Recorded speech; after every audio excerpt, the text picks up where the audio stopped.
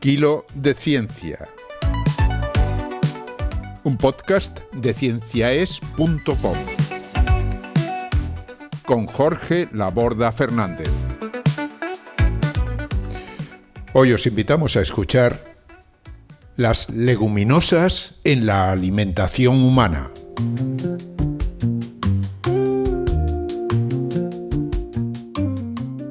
Buena ciencia, amigas y seguidores de Kilo. Un saludo cordial de Jorge Laborda. Una vez más, la Fundación Grande Cobian, Ángel Rodríguez Lozano y quien os habla, os ofrecemos un episodio de Kilo in Memoriam, en honor del ilustre científico español Francisco Grande Cobian, a quien, como sabéis, he podido recuperar su voz y estilo narrativo gracias a la inteligencia artificial. Para quienes estéis interesados en conocer mejor la figura del Dr. Grande, recomiendo que escuchéis el programa del podcast Hablando con Científicos dedicado a su figura, cuyo enlace está disponible en la página web de este episodio de Kilo de Ciencia.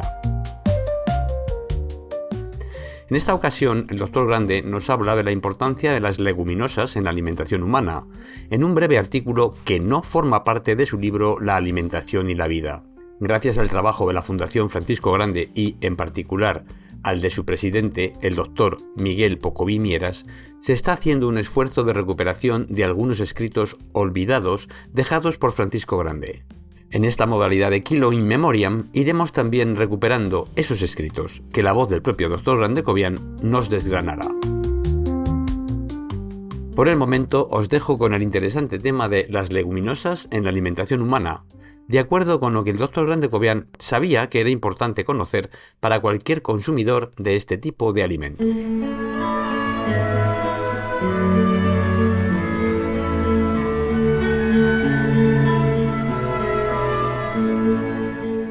Las semillas de las leguminosas, una familia botánica que incluye no menos de 13.000 especies, han sido parte de la alimentación humana desde los tiempos más remotos. De hecho, algunas de ellas figuran entre las primeras plantas cultivadas por el hombre para su alimentación y los datos que poseemos indican que su cultivo debió comenzar hace 8.000 años. Por lo que a España se refiere, las semillas secas de las leguminosas, especialmente los garbanzos, las lentejas y las judías, han sido de consumo habitual entre nosotros. Estas últimas proceden del Nuevo Mundo.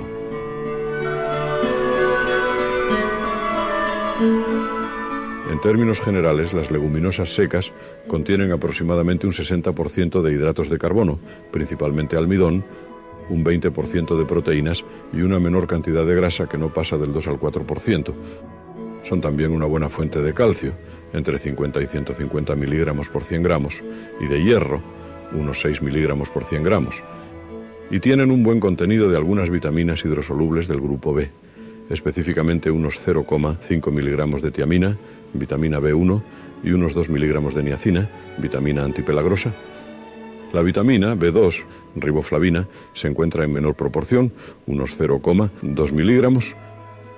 Las semillas de las leguminosas no contienen ácido ascórbico, vitamina C, excepto durante la germinación.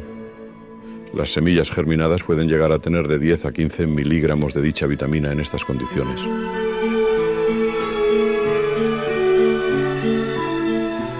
El valor calórico es importante. 100 gramos de legumbres secas proporcionan unas 340 a 360 kilocalorías.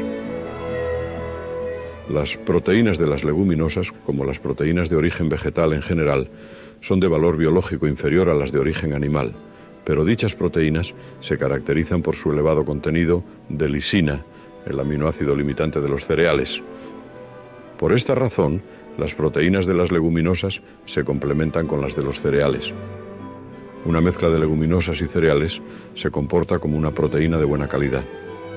Esta suplementación es bien conocida y permite que muchas poblaciones puedan satisfacer adecuadamente sus necesidades de proteínas, consumiendo dietas compuestas principalmente por leguminosas y cereales. En contra de una opinión muy extendida, las leguminosas son de fácil digestión. Cuando son sometidas a una cocción adecuada, su digestibilidad se estima en un 85 a un 95%. La absorción de la glucosa procedente de la degradación digestiva del almidón contenido en las leguminosas, se verifica con lentitud. Su índice glucémico es del orden de un 30% del de la glucosa. Esta propiedad es importante porque evita que se produzcan elevaciones bruscas de glucemia que deben ser evitadas, sobre todo en los diabéticos.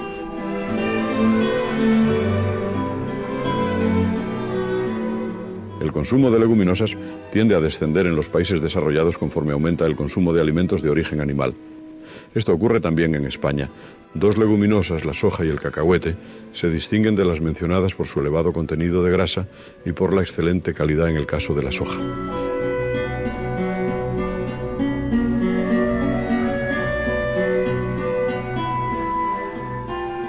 Es evidente que las leguminosas son un valioso alimento que permite disponer de una dieta adecuada, con cantidades de proteínas de origen animal, de mayor precio, no tan elevadas como las consumidas habitualmente en los países desarrollados.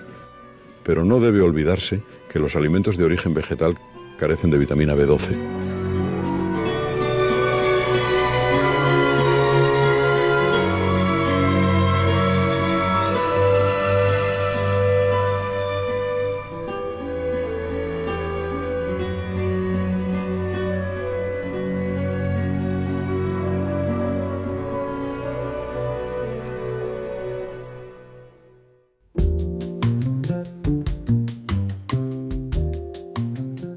Como probablemente sepáis, el aminoácido lisina, que menciona el Dr. Grande en su artículo, es uno de los 9 aminoácidos esenciales que debemos ingerir en la dieta, puesto que nuestro organismo es incapaz de producirlos.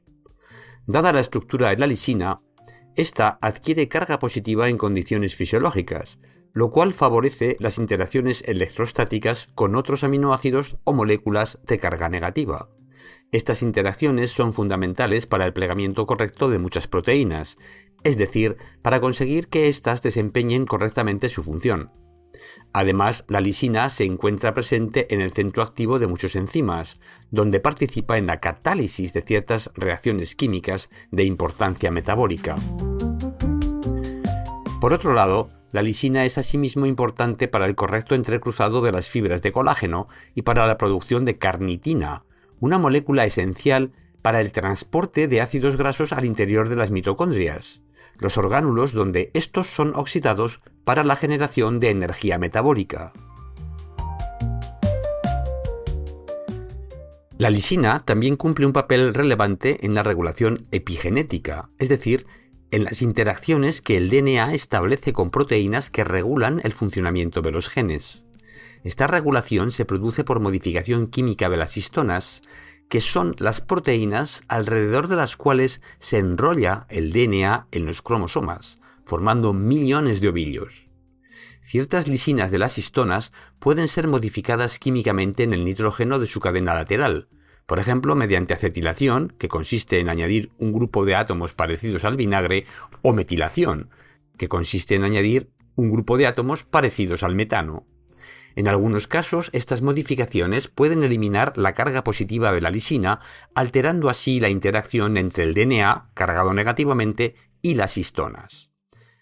Además, en algunos casos, la modificación química de las lisinas de las histonas las deja marcadas para su interacción con otros factores también reguladores del funcionamiento de los genes.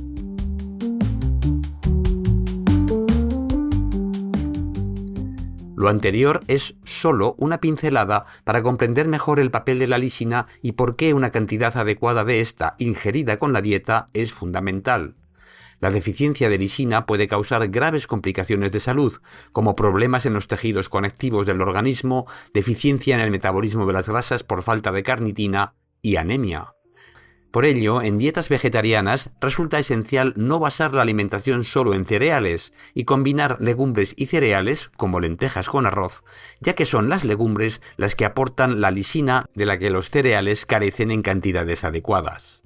De este modo se aporta un perfil de aminoácidos más completo, que incluye lisina en cantidades suficientes.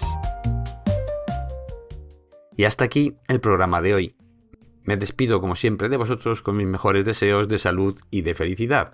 Que los buenos anticuerpos y alimentos os acompañen. Hasta el próximo programa. Buena ciencia. Adiós. Han escuchado ustedes a Jorge Laborda en Kilo de Ciencia, un podcast de cienciaes.com que se elabora gracias a vuestras donaciones. Si deseas colaborar, visita nuestra web y pulsa el botón de donar.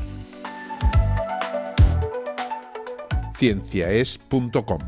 Ciencia para escuchar.